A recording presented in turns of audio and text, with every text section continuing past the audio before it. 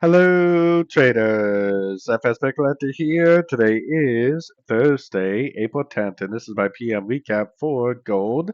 If you haven't done so already, definitely do check out my free Discord channel, which is linked down here in the corner at the end of the video, and check out my website, fxpipcollector.com.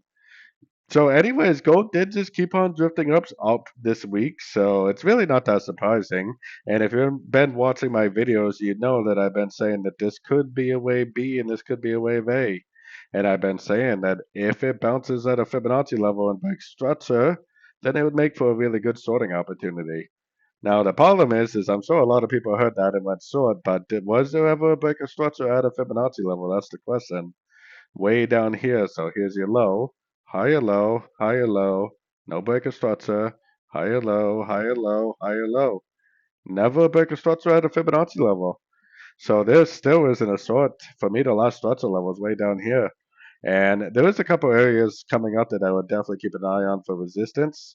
My main area is still above the right around the 3,275, just like it has been for a while. But I would definitely keep an eye on the 105, like the 13,180, and potentially like the 32.2, like the 32.20 area. But I would definitely recommend longs for sure. You know, the gold is in an uptrend on literally every single higher time frame.